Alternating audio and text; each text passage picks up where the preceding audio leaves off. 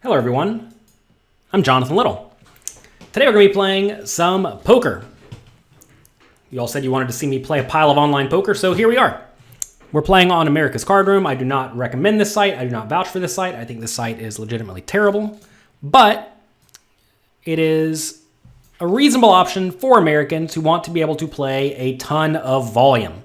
Playing a ton of volume is very, very important if you want to be able to make money long term.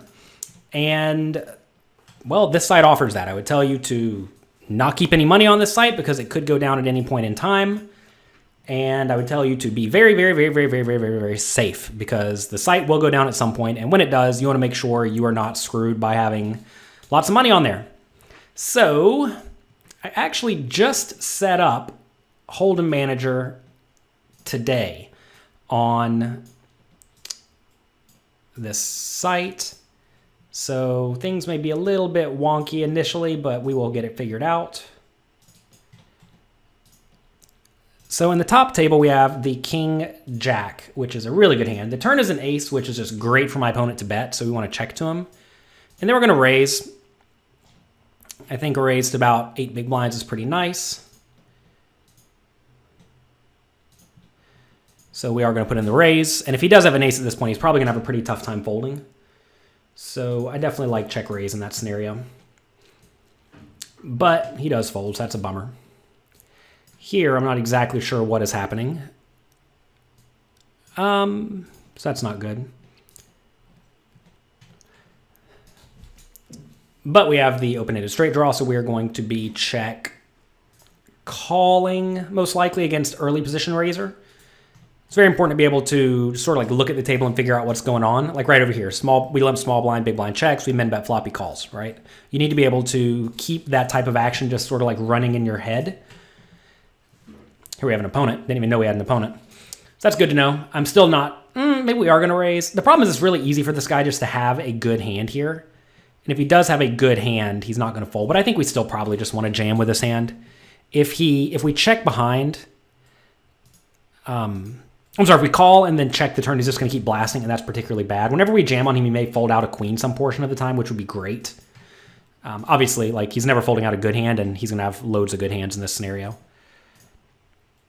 So that's fine. Those are scenarios where you're just going to go broke. And that's okay. Whenever you are shallow stack, don't be too sad whenever you lose hands, because, well, you're going to lose hands. That is part of poker. And that's A-okay. So don't let it bother you. We may have to end up cascading the tables at some point. We have 6 up right now. I think this looks nice. So let's just go through what we have very briefly. We have a $100 tournament. We're clearly very shallow stacked. This is a late entry game. And that's fine, right? Here we have $600 game. We entered relatively late as well, but you know, average stack still 50 big blinds or so. Here we have a $200 game. You see everyone's kind of deep stacked. Here we have a $100 game, $160 game, $55 game. So, you know, nothing too big yet. There is a $2,500 game that's going to be starting in about an hour. So that's good. One thing you have to watch out for on ACR is that sometimes they'll put chip stacks up like this that are really difficult to see. So every once in a while, you'll make a misclick. So you want to make sure you're not making a misclick by calling the wrong amount, re-raising the wrong amount, etc. So always pay attention on ACR because the numbers kind of bleed together. And that's okay. So we should probably reorganize these tables, right? Like this one should be over here because both these tables on the bottom are very shallow stacked, right? So with these two shallow stacked tables, it's good to know. I'm not too sure why they wouldn't just tile these nicely for me. Did I just lose a table somehow? I clicked tile and lost a table. Oh, goodness. Did I bust a table? ACR is a quality program, I got to tell you. All right, let's take a look at what's happening here. 1, 2, 3. It says we have 6 tables. Oh, it hid one behind here? No? Where did my table go? It's absolutely quality program. Well, let's see. Maybe we can cascade these. Just stone lost the table. 1, 2, 3, 4, 5, 6. Well, see, now we have 6. Now we have 6 again. All right, sure. I was trying to put these on the bottom that all have 10 big blind stacks. Looked like I lost down here. I think I had 10s. It should let me re-enter, most likely. We'll see if it decides to. But I like to re-enter, sure. You'll find that very often if you are playing a lot of tables, you just have no clue what's going on. When you're dealing with nonsense, you're just not going to know what's going on. Ace or offsuit in early position, we're going to fold for the shallow stack. I clicked fold, I promise you. But again, ACR always has connectivity issues, etc., etc. You may ask, is it worth it to buy in very late like we are doing here? And I don't have a great answer for you. I think it probably is still just going to be profitable.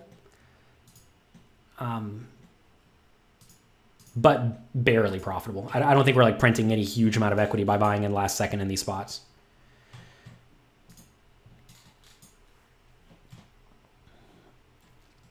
But, you know, that's fine. So 3 big blind all in. I think we can probably just rip it in here. 3 big blinds is not a lot. And I think we can profitably shove the ace-5 offsuit. If I had stats on this guy saying he was really tight, then I would at least consider folding. But, like, he's jamming jack-8 offsuit, right? So he's obviously not super nitty. We have this other table over here that we have to pay attention to that's pretty short-stacked as well. Let's see if I can try to swap these now. Let's see if they, when I tiled them, they made them the same size or not. Close, maybe. So we'll call here, getting great odds. I don't think we want to rip it in because we're going to get called a lot by initial razor. King 5 suited. We're probably just going to jam this one. This is a spot where maybe we could just shove pre-flop and be happy getting it in. I think that's certainly reasonable. But we didn't, and that's fine. This is why you do want to make sure you're paying attention to where your chip stacks, because obviously strategy is going to be very different when we're playing shallow stack versus deep stacked in these spots. Because if we were deep stacked, we would just always call, but sometimes when we're shallow, we want to jam.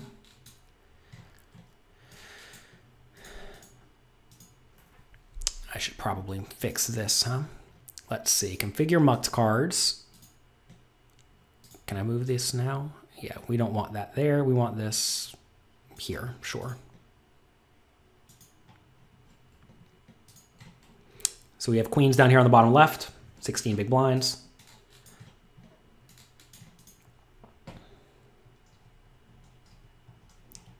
Oh, gotta turn this off.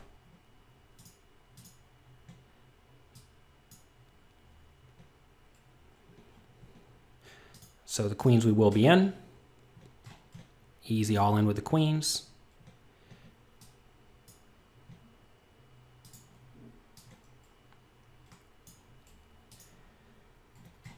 Ace-2 offsuit against button jam. I mean, this is not a great spot at all, but it's going to be profitable.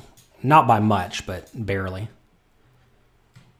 So we get it in queens against ace-king against ace-king. So that's good for me in theory, but we lose.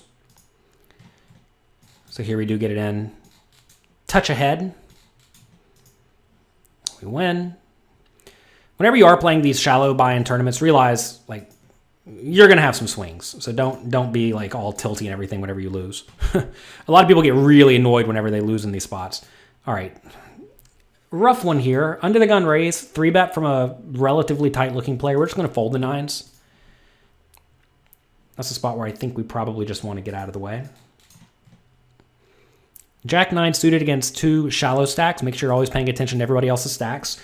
If we were deeper, I would probably limp this. Like if everybody had 20 big blinds, I think limping is probably ideal because we can limp and then call a raise. But whenever we are this deep, I think you just probably, or with a 10 big blind stack, you probably just want to jam.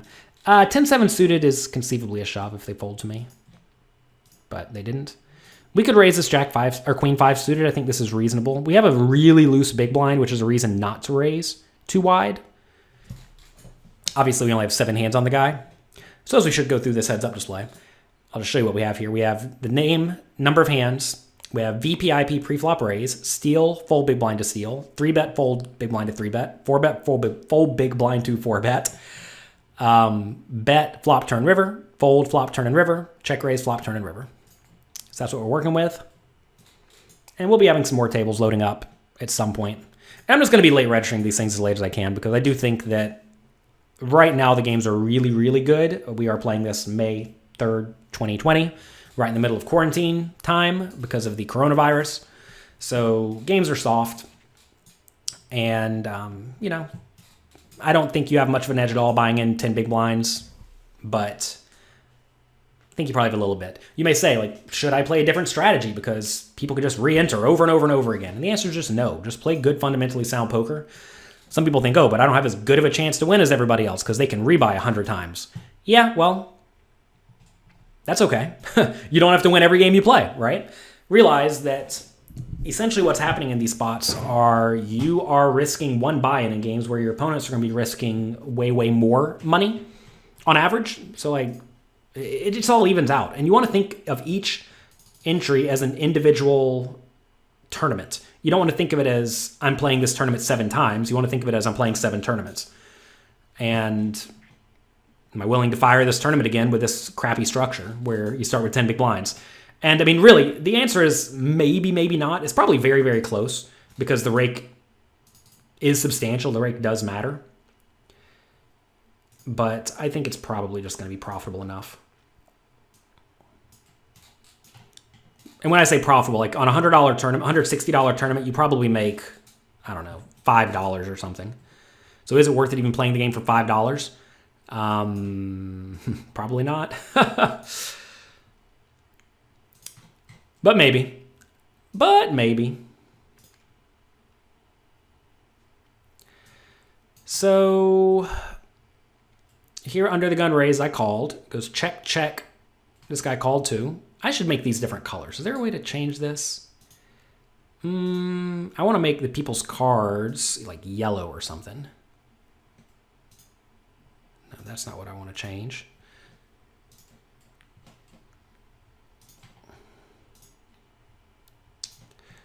Okay, let's try this. Yeah, that's way better. Way, way, way better. 2.5 big blind raise and call. We can call with King 10 suited. Hand flop's great. This is great enough. 9-8 here. I definitely don't love it. We could be drawing thin to dead, but we'll call. Then we'll fold to a river bet, even though we have the 2 pair. This is a pretty rough spot. Like, we're going to lose here a lot, but that's okay. Here we have a 10 big blind jam from a, active enough guy. I think this is probably a call off. You don't love calling off with the king jack in this scenario, but it's going to be acceptable. And if we lose, we'll re-enter. Ace 10, so, basically a flip. And we lose the flip. This is a spot where we're going to call turn and then fold to the river bet. It may seem a little bit nitty to fold to the river bet, but remember, this guy raised pre-flop, bet turn. If he jams river, I mean, do we really think the guy's bluffing all that often? The answer is probably no.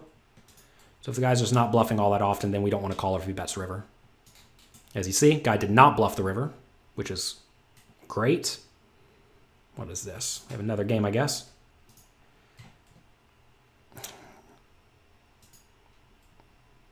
Why is this not happening? Let's see.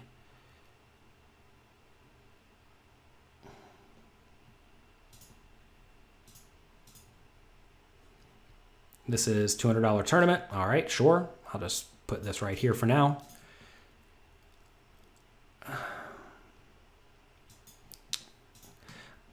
I'm kind of hesitant just to cascade all these tables at the moment. Maybe the play is to cascade a load of them and then put the higher stakes ones on the right so we can pay attention to those. That's probably what we'll do. So why don't we just do that? So let's cascade, find the $600 game and put it here. Is there anything else worth looking at? Not really. So we'll do this for now. Let's see when that other game's gonna start.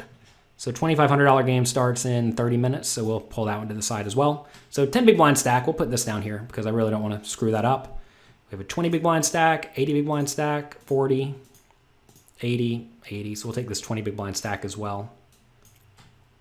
just so I don't miss anything on it.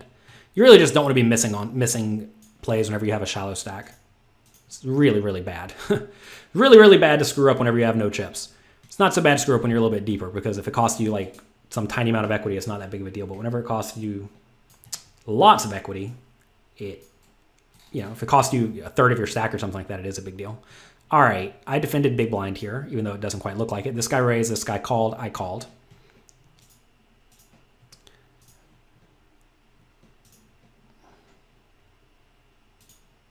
Here we 3-bet pre-flop, we'll make a small flop bet. I think that's fine. Here goes bet call. Not the greatest spot in the world, but I think we can probably call. We're going to be dominated by a flush sometimes, but our hand's pretty good. So here we 3-bet this guy. He check call flop. Do we want to keep betting? Probably not. We beat ace queen. We beat ace x. Those may not feel inclined to bluff river. This is brutal right here. I mean, obviously we can't fold. So this guy, check, call, flop, leads turn when a scary card comes. Just like a terrible scenario for me. Check, check, check, call, flop, check, check, turn. Let's go for a small bet on the river. We're going to bet small here and not fold if the guy raises me. Should have 3-bet a little bit bigger with the kings here. That was a mistake. I mean, like right here, this sucks. Wow, is this a fold? This guy bet turned. I'm going to fold this flush. This is a spot where it's just so likely this guy has a flush. Now, he could have a worse flush, which would be a big bummer. But I'm going to fold that one.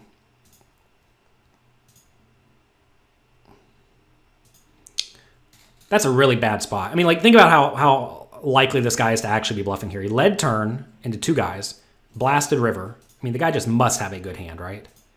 Here we're against, what is that, jacks? That's nice. So we run into a set when we have the kings in this biggest game.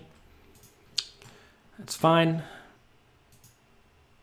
Again, don't worry about stuff like that where you just get a bit unlucky. Obviously, we'll just keep re-entering that one too. All right, guy has the nut flush, right? So good thing we folded that. Sometimes you are going to start off your sessions just losing every hand. When that happens, don't worry about it. Here we have raise, call. We're definitely jamming 10s. 10s are great. Let me see how I figure out. Is there a way for me to figure out what? I think it didn't show me what they had, right? I'm so confused. All right, anyway, we're going to call this 3-bet with ace-3 suited and just try to get a good flop. We'll fold that immediately. I don't even know what we lost with the 10s with, but that's okay. All right, raise, call, call. We're going to check this flop. It's very, very coordinated.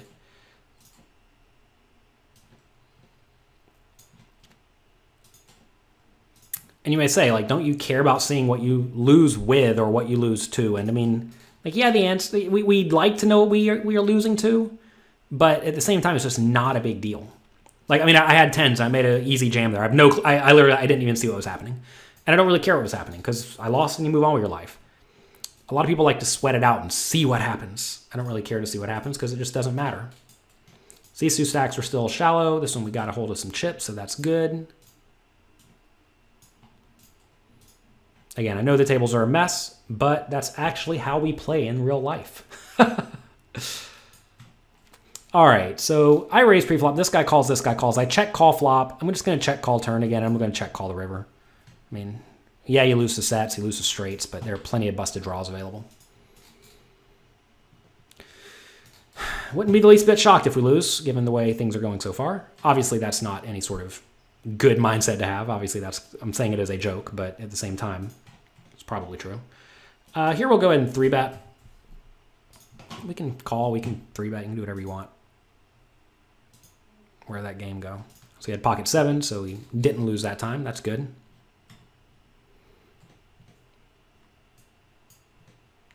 Here we get cold 4-bet for the minimum. Kind of a bummer. So now there's no money in this side pot. And I don't think we actually want to be bluffing here. If there ever is money in the side pot, you should at least consider making bluffs. But in this scenario, it's kind of unlikely we have the best hand at all. I'm not sure what we're supposed to do. Maybe we're supposed to bet small, like 4 big blinds. I think we are supposed to bet small. we bet small and he folds, that just has to be fine, right? Because then we clean up some equity. Like this guy's gonna have Jack 10, 9-8 suited, etc. If this guy does have a king, he's just never folding. If he has a pair, he's got to feel miserable right now, like pocket fives or something. So I think this is fine to go for a small bet and then go from there. So guy does have pocket eights, right? So we clean up some amount of equity and we lose. That's fine.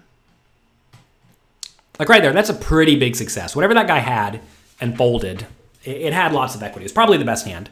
And, well, it's the best hand against me at least.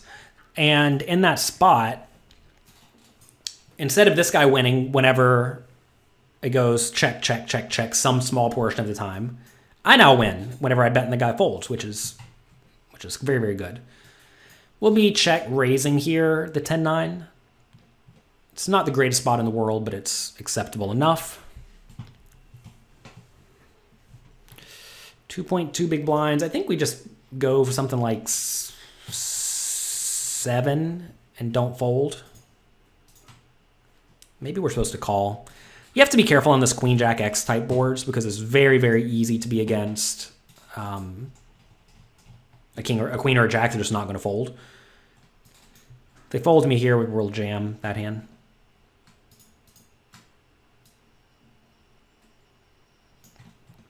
So we have chips in this game, we have chips in this game, we have chips in this game, we have chips in this game. So 3 games with chips, 3 games without chips.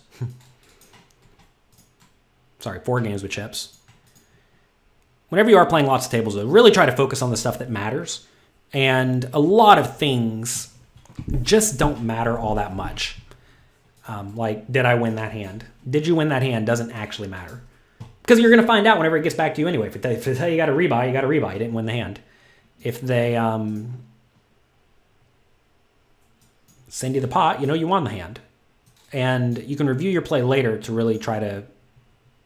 Like, whenever you're playing, in my mind, the goal is not to really be focusing on how to better my skills at this point. It's more of how do we implement our strategy well and go from there. This is a spot where I've been seeing a lot of people check raise, but there's not anything we can do in that scenario. Ace-10 offsuit, we're going to be in, unless it goes like raise jam. And it did not go raise jam, so we're going to be in.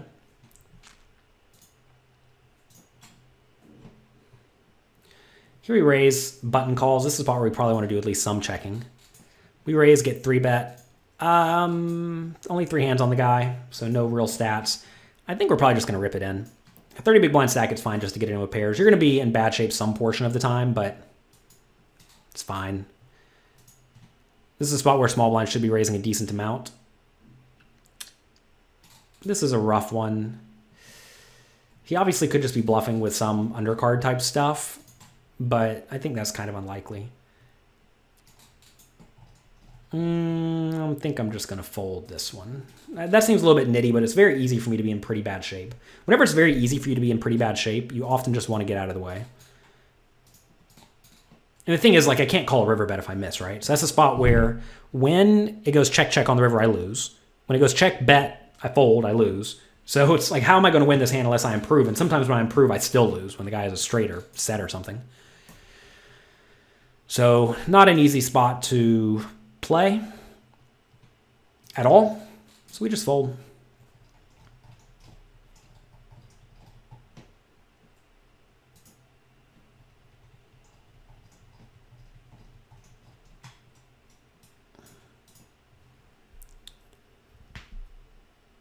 I'll probably edit out any dead space we have in this recording. Maybe it won't end up being super long.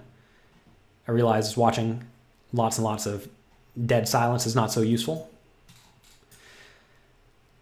I'll try to be quiet when nothing's happening because that way I can edit it out easier. Here we just 3-bet. We're getting it in this spot. It seems like my heads-up display is not set up quite properly because I don't want these bet flop, bet turn, bet river stats up unless I have a decently big sample, like a sample of 10. Like quite often I want these flop, turn, river stats to be zeroed out because you just don't have enough data. Some miserably bad flop. Let's go 6-ish big blinds. both for value and protection.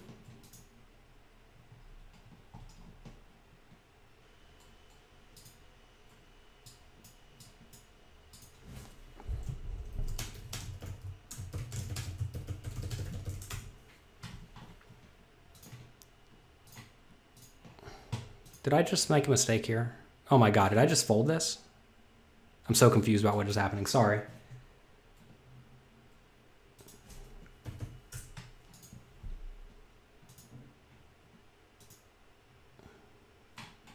Oh no, I checked this. Okay.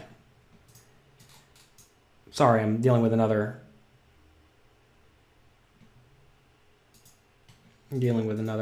fire on another site. Here we're facing pot size bet. We'll just fold. Pocket aces, that's good. Let's go 7 big blinds.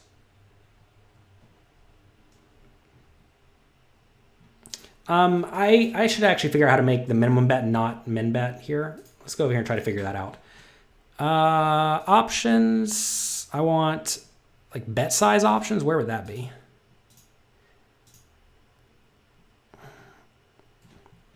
There's got to be a way to fiddle with that.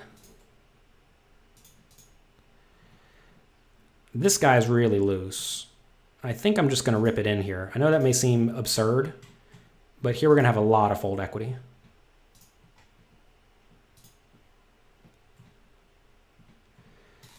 Raise, 3-bet, 4-bet.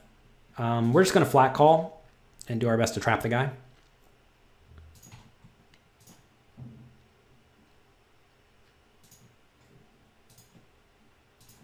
Pocket kings gets us, but that's okay. It's pretty sure I bet this flop. Whatever, we're going to call here with the super nut draw.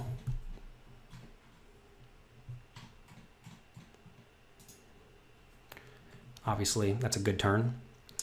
Do we just want to rip it in here? I think we'll probably still want to call. Opponent's probably drawing very, very thin.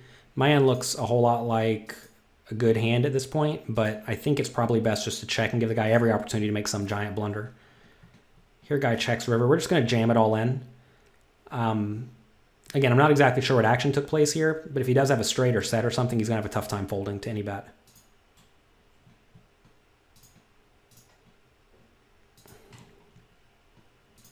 We'll just fold this. Call here. I think I want to bet small. Oh gosh, what do I want to do? Whatever, we're just all in. We have half pot left. What are you going to do, right? He has ace king, so we win. It's definitely a spot where you don't really want to check, I don't think. Let's go ahead and raise this very bad draw. If you check this river when you have the aces, what's going to end up happening is the guy, let's watch this guy call me with a 9.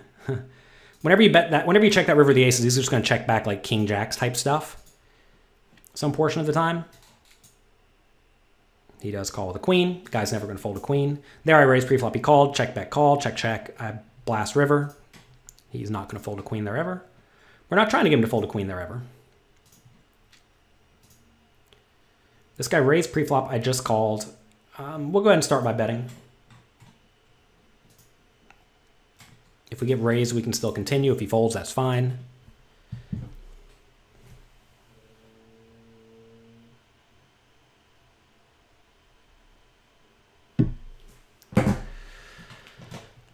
Okay, 7-4 offsuit, I think we'll just fold. Even though this guy's kind of loose, I think it's probably fine to fold.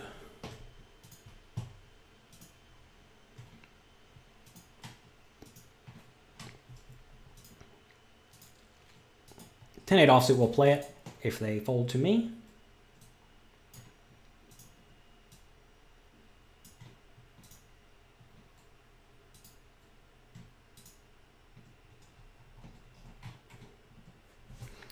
Jack 9 suited is an interesting one. I think we're probably supposed to call this pre-flop and then try to get a good flop. It's like we're getting very good odds. We're pretty unlikely to get jammed on by the big blind. So I think we can conceivably call here. Even in this spot, we can still call. Like, this is fine. If we just get a pair, we're happy. Playing so shallow stacked. This is not quite good enough.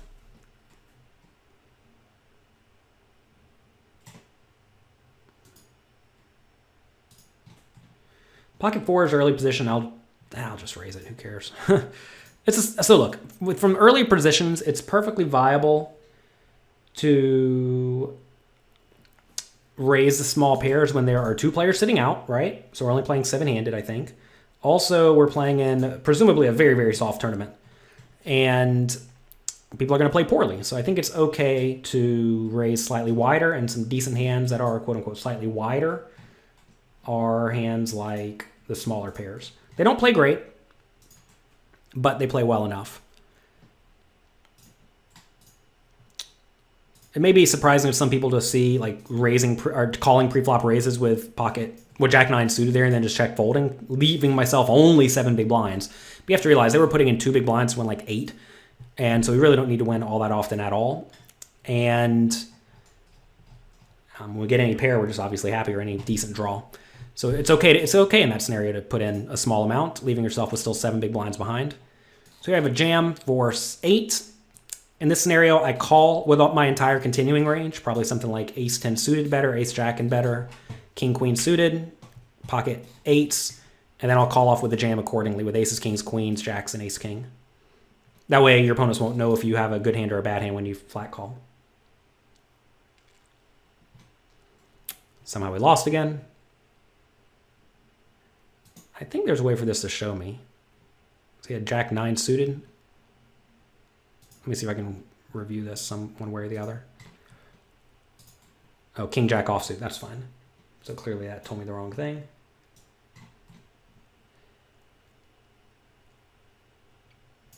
Whatever. Again, just doesn't matter. 6-4 offsuit, I probably should have defended there. That was a bit of a mistake. I was busy trying to figure out how to work hand history. Here we won against Ace-4, so that's fine. But again, as you see, like it just does not matter if you win or lose these hands. Play the games, and then at the end of the day, ideally we'll have some sort of a sweat. Hopefully it's in the big games. Hopefully it's not in the little games. It's always brutal when you like brick every game except for some random small tournament that you play, but you know, that's fine.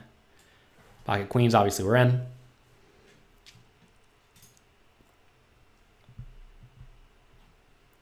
King 8 offsuit. Like, you can open this if you feel inclined. Players yet to act are active enough, so I'm just going to fold. If they were tighter, I would definitely have min raised it, though. Oh, so I want to try to figure out how to make my options like 2.5 big blinds instead of minimum. So let's see if there's... Or 2.1 big blind. I don't know if I can do that on this site. So this guy's very shallow. We will be calling with the 8-3 suited and just getting it in. Here I have under the gun jam from kind of tight guy. I think this is actually a fold with the ace queen. Against under the gun jams, you have to be very, very cautious. And you don't want to be calling off against 12 big blind under the gun jams all that wide, especially from earlier positions when you got to worry about everyone else yet to act. Here we just check raise the 8-3 suited, and we'll be getting it in. So he does have king queen suited, so obviously not garbage, right? We obviously would have won, but that's okay.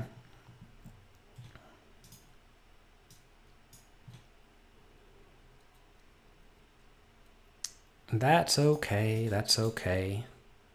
So here we have bad draw. Bad draws are not where you want to be. Out of position, kind of deep stack, 50 big blinds deep or so. So whenever you do see like, oh, I would have won here, I messed up so bad, you have to realize like king queen suited very easily could have been the bottom of that pretty tight aggressive guy's range. So if it's the bottom of a pretty tight aggressive guy's range, then don't worry about it, right? Because if that's the bottom, well, yeah, you're going to beat the bottom, but you're not going to be in good shape against anything else. So it's fine to fold in that spot. Ace 3 against another tight player's jam. We're just going to fold. Small blind limps, we check. We'll call flop bet. Ace is a good term because now we probably have the best hand, because it makes it less likely he has an ace.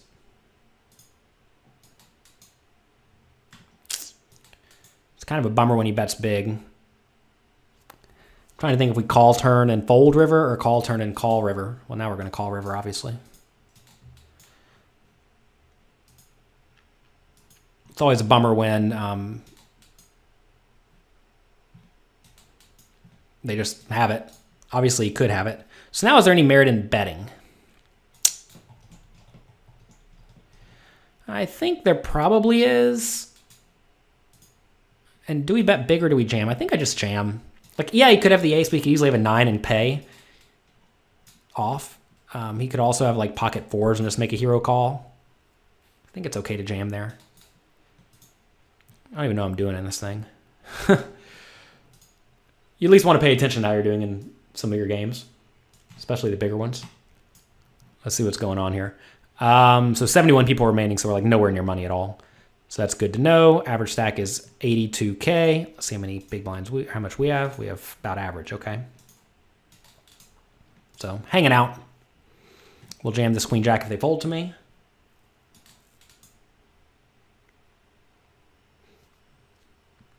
Normally when I'm playing, I just have a whole bunch of stack tables and like maybe 1 or 2 on the side. I'm usually not doing this whole mess of stack tables like this, but I figured it's probably okay for this exact show. So here it goes, raise from loose guy, 3-bet from tight guy. No 3-bets over 78 hands. Seems like a fine spot to fold to me. Here I have a limp. It's probably okay just to get it in with 5s. It's going to check here, the ace-queen. And I'll just check it down with the ace-queen, win every once in a while.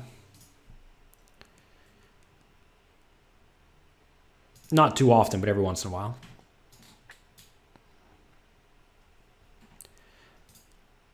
He's probably just going to win with a pair here a lot, but, you know, he's not folding a flush most likely. You're not going to get people off flushes, even if they're bad flushes. Okay. Raise. Do we just want to go ahead and get it in against this guy? Kind of weird that he would 2.5 exit. I think it's probably fine just to get it in. This is a good flop. We'll check it back here if he checked it. But as you see, we would have been roughly flipping. Here we get it in. Very suspicious, like I said, the guy. 2.5 exit out of a 10 big blind stack or 7 big blind stack, but I think it's fine to get it in that scenario. All right, break time.